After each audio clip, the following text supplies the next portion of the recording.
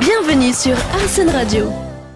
Je ne veux pas qu'il s'excuse, se cache, se plie, souffre ou s'isole ou s'enfonce ou espère autre chose que lui-même. Le corps n'est pas le lieu de vos guerres, mais l'espace de mes rencontres. Le corps n'est pas le lieu de vos guerres, mais l'espace de mes rencontres. C'est une étreinte. Je ne suis pas l'enfant d'un fruit volé, mais le fruit lui-même, donné et accepté. Je veux vivre libre de mon corps, ne plus le cacher, ni l'imposer, l'accepter. Pas accepter de m'en défaire et de le trahir. Ma nudité et ma sincérité. Ma sexualité est mon partage, pas ma honte. Et je refuse la menace de l'enfer et la promesse du paradis, promis seulement après m'être débarrassé de mon corps et l'avoir trahi. Bonjour et bienvenue au Passage des Artistes sur Arsène Radio. Mon invitée aujourd'hui s'appelle Sarah Jane Sauvegrain. Donc je découvre son parcours sur scène. Il y a quelques jours, vous êtes à l'affiche actuellement au 13e art, donc avec une magnifique pièce.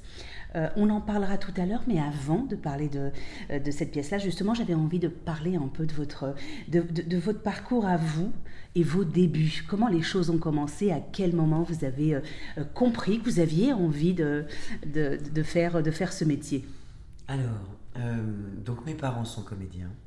Je suis née donc dans une famille d'acteurs. Mon oncle est acteur, ma tante s'occupe des artistes, du corps. Donc il y a une culture de ça quand même dans ma famille. Vous l'avez dans l'ADN en tout cas, votre passion. Il y a un peu de rythme, un peu de tempo en moi, effectivement.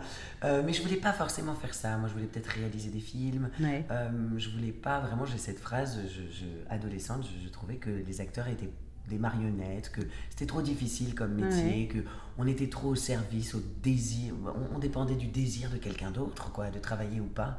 Et je trouvais ça très, une forme de soumission. De soumission, exactement. J'aimais pas ça. Et puis finalement, j'ai joué dans une pièce de théâtre. J'étais étudiante à la fac à l'époque. J'avais un petit rôle. Et puis, une réalisatrice qui faisait un casting sauvage a repéré ma bande de copains dans une boîte de nuit et leur a dit, écoutez, je fais un film en ce moment, Sophie Le Tourneur, elle s'appelle. Je fais un film et puis je vais prendre une bande de copains dans la vie, mais je vais redistribuer les rôles. Super. Et elle m'a confié donc son rôle, c'est-à-dire elle, quand elle avait 20 ans. Voilà. J'ai donc été embarquée dans l'aventure, on a vécu quelque chose d'assez fort. Et au sortir de là, je me suis dit, j'aime vraiment ça, mais il faut que je me forme. Et donc, j'ai fait le conservatoire du 5e et le conservatoire national. Et puis, je suis passée entre les mains de différents professeurs, Bruno Wacrenier d'abord, puis ensuite Jean-Damien Barbin, Nada Strankar, qui m'ont apporté énormément. Et je suis bien contente de m'être formée avant de me lancer. Voilà. Parce que c'est vrai qu'on parle souvent de métier de passion. Alors on peut effectivement, un peu comme vous, ouvrir en tout cas une petite parenthèse, mais de toute façon il faut impérativement se former, vous me le confirmez? Mais je pense, moi j'avais l'exemple phare comme ça de Romain Duris qui avait été casté aussi un peu comme ça à l'improviste. Il me semble qu'après son film Le Péril Jeune qu'il avait fait on l'a découvert vraiment, il me semble qu'il a quand même pris des cours, qu'il s'est quand même formé, alors peut-être pas dans une école nationale, mais au moins des cours privés, au moins un vrai travail de préparation de ses films en amont, tout ça. Et qu'est-ce que ça apporte justement cette formation? Une façon de travailler, quelque chose de cadré, ou c'est autre chose qu'on apprend, ou est-ce que ça dépend des uns et des autres? Alors, il y a plusieurs choses. D'abord, il y a une façon de travailler, et ça vous en avez au moins 2-3 dans chaque école, voire plus.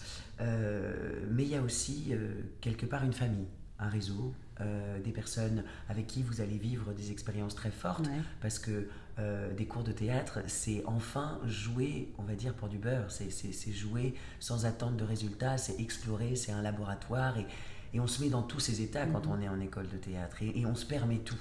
C'est un grand lieu de liberté et de recherche. Et d'expression. Voilà. Et donc, on va traverser des rôles qui ne sont pas faits pour nous, qu'on ne nous donnera jamais par la suite, peut-être. Et aux côtés de personnes qui vont être témoins de ça, qui vont nous donner la réplique, ou pour qui on va donner la réplique. Et on construit des souvenirs. Et ça s'oublie pas. Et des années plus tard, quand on se retrouve au hasard de la profession dans tel ou tel spectacle, tel ou tel projet, ce sont des expériences communes qui nous relient.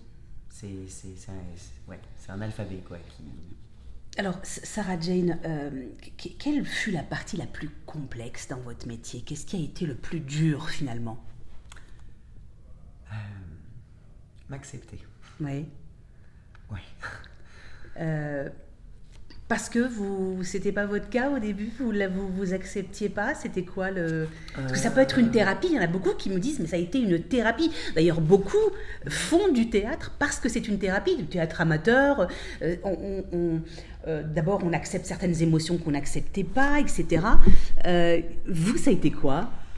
D'abord ça a été donc m'accepter moi. Oui. Le théâtre m'a mené à la découverte de moi-même. Oui. Et il vous a réconcilié avec vous-même aussi ou pas? Vous toujours. Étiez un peu dans... Pas toujours, mais moi par exemple j'ai accepté un tout petit peu ma féminité. J'en suis pas encore tout à fait convaincue, mais j'étais quelqu'un, embrasser quelqu'un en scène c'était impossible, me mettre en robe ça servait à rien, les comédiennes qui minaudaient mais me sortaient par les... Voilà, je ne voulais jouer que des personnages d'hommes. Il n'y avait que les rôles d'hommes qui me plaisaient.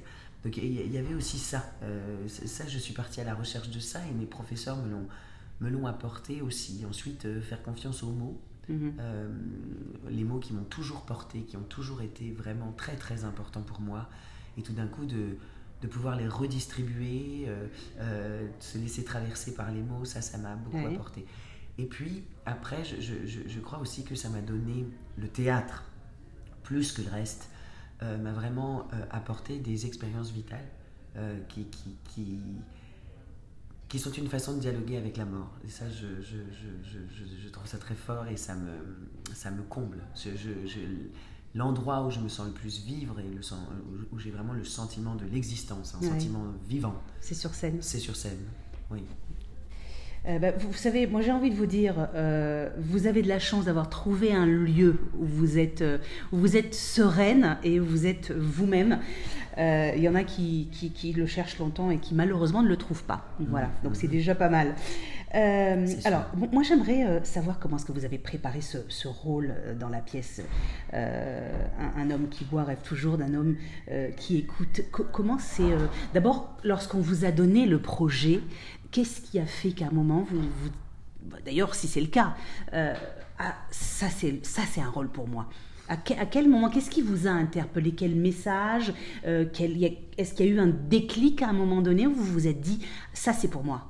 Alors ça s'est fait en plusieurs étapes. D'abord c'est Denise Chalem, l'auteur et la metteur en scène de ce spectacle qui a pensé à moi, qui est venue me chercher. Pourquoi? Ça peut-être elle vous en parlera. Je lui poserai la question. Exactement. Elle m'a nourri, elle m'a montré des vidéos, elle m'a raconté des histoires, elle m'a ouvert les yeux sur des choses, on a beaucoup dialogué ensemble.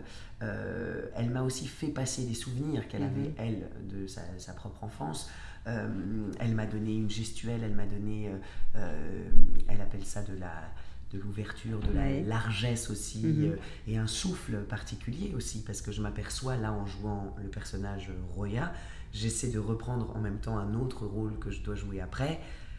Il faut que je réduise tout mon souffle, ça n'a rien à voir, donc j'ai même parfois ma voix est modifiée, et ça c'est vraiment Denise qui m'a fait travailler ça et qui m'a demandé de plonger là-dedans et de la suivre, parce que c'est encore un exemple de féminité que je ne suis pas dans la vie, ça n'est pas tout à fait moi, vous voyez, mais elle a cru en moi. Alors après s'est posé la question, bien évidemment aujourd'hui la légitimité est au centre de toutes les questions, à savoir est-ce qu'on peut jouer un personnage féminin algérien quand on n'est pas algérienne soi-même. J'entends très bien qu'il y a peu de rôles à pourvoir, qu'il y a peu de choses, etc. Moi j'ai travaillé Médée très jeune, je n'ai jamais tué mes enfants, j'en avais même pas à l'époque, donc quelque part je pense qu'on peut tous se permettre au théâtre.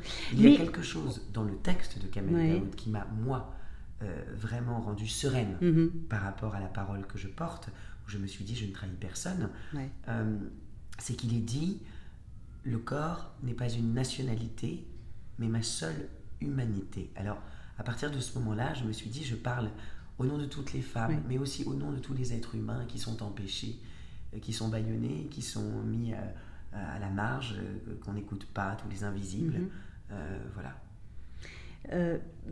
Vous parliez tout à l'heure du fait de vous n'étiez pas algérienne, donc il n'y avait peut-être pas cette histoire, mais en même temps vous êtes une femme et ce texte sublime Tout à fait. S'adresse aux femmes. S'adresse aux femmes, parle des femmes, bien sûr. Il parle des femmes. Moi je dirais même qu'il va plus loin que la femme, mais il se trouve que là précisément, oui, on parle du sort des femmes.